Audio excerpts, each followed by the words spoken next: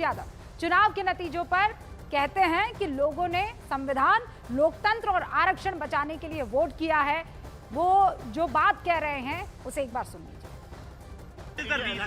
Akhilesh ji, what is the reason of this magic that Samajwadi party has done in the state of Uttar Pradesh? देखिए, मैं देश की और भारत की और खासकर उत्तर प्रदेश की जनता का धन्यवाद और आभार प्रकट करूंगा कि उन्होंने नई आस के साथ, नई उम्मीद के साथ और सकारात्मक राजनीति का समर्थन किया है। सौहार्द की राजनीति हो, नकारात्मक लोगों से दूरी हो, इस लोकतंत्र का सबसे बड़ा संदेश है यही कि जनता ने, खासकर उत्तर प्रदेश की जनता ने, लोकतंत्र को बचाने के लिए, संविधान को बचाने के लिए और आरक्षण को बचाने के लिए वोट दिया है। जो पीडीए परिवार इंडिया गठबंधन की रणनीति बना, उसका परिणाम यह है कि भारतीय जनता पार्टी उत्तर प्रदेश में हार गई। मुलायम सिंह यादव जी के बाद ये पहला चुनाव है अखिलेश जी जब समाजवादी पार्टी को इतनी बड़ी जीत मिली, कैसे देखते हैं? नेताजी ने जो रास्ता दिखाया तो उसी रास्ते पे चल रहे हैं और हमें उम्मीद है कि इसी रास्ते पे चल करके जो सांप्रदायिक ताकतें हैं जिन्होंने समाज को बांटने का काम किया या बाबा साहब भीमराव अम्बेडकर जी का संविधान को ठेस पहुंचाने की कोशिश की, उनको हराने का काम लगातार। इंडिया ब्लॉक की मीटिंग में जाना है अखिलेश जी? मैं मीटिंग में जा रहा हूँ। आप मीटिंग, कुछ और जिम्मेदारी दी गई है आपको? नहीं, मुझे कोई जिम्मेदारी नहीं। मुझे केवल भारतीय जनता पार्टी को उत्तर प्रदेश में हराना था। उसमें समाजवादी कार्यकर्ता, नेता और जनता का मैं धन्यवाद देता हूँ। अखिलेश जी, इतनी बड़ी जीत और विनम्रता देखिए आप, एक बड़े नेता की यही खासियत होती है। उनके एक एक शब्द, उनकी बॉडी लैंग्वेज पर गौर कीजिएगा।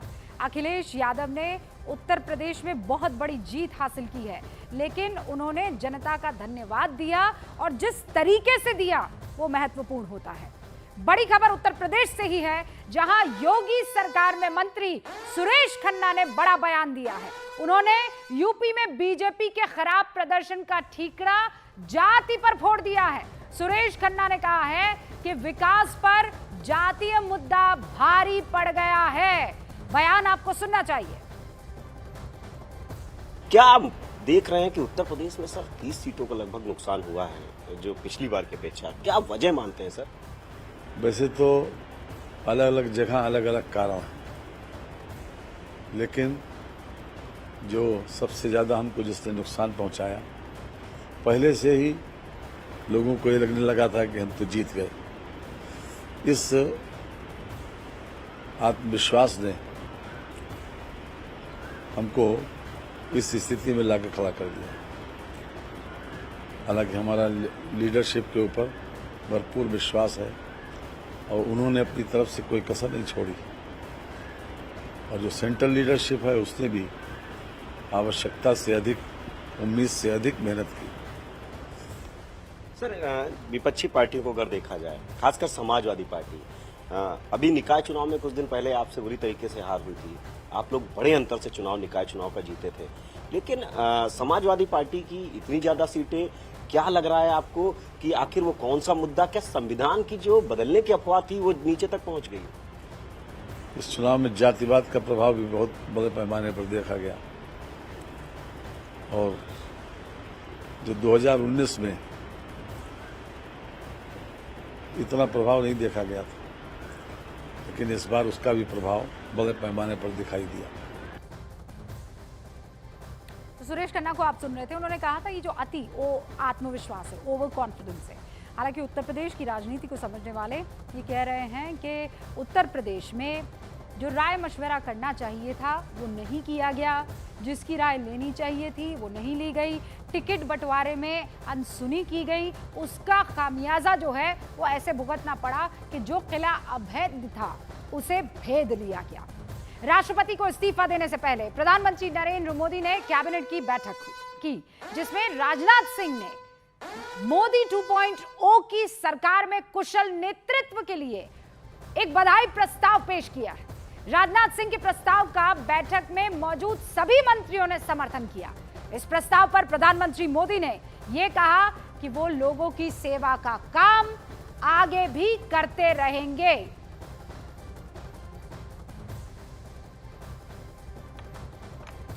और जैसा हमने कहा था, देखिए तमाम नेताओं का दिल्ली में आगमन जारी है। सारे नेता अपने अपने विचारधारा के मुताबिक जिस जिस गठबंधन का साथ थामा है, हाथ थामा है, उनके बैठक में जाने की जो आने जाने का सिलसिला है वो शुरू हो गया है। उद्धव गुट के संजय राउत, उद्धव ठाकरे नहीं पहुंच रहे, लेकिन संजय राउत जो है वो दिल्ली पहुंचे हैं। वो इंडिया गठबंधन की बैठक में हिस्सा लेंगे। दिल्ली पहुंचने के बाद संजय राउत ने ये कहा है कि मोदी जी के पास बहुमत नहीं है, अगर सरकार बनी तो ज्यादा दिन नहीं चलेगी। संजय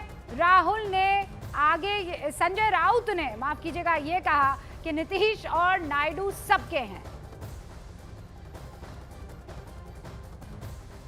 मैं इतना ही मानता हूँ, मोदी जी के पास बहुमत नहीं है, बीजेपी के पास बहुमत नहीं है। अब यहाँ वहाँ से जमा करके वो बहुमत जुटाना चाहते हैं, एक अनस्टेबल गवर्नमेंट देना चाहते हैं। हाँ, इस प्रकार की सरकार चलाना ये मोदी जी का काम नहीं है। मोदी तो अपने रुबाब में रहते थे ना, मैं मोदी की सरकार, हाँ मोदी की गारंटी, सब कुछ मोदी। अब ये पैसा के लेकर चलना पड़ेगा, ये नहीं होगा। अगर सरकार बनाने की कोशिश ये लोगों ने की तो ये सरकार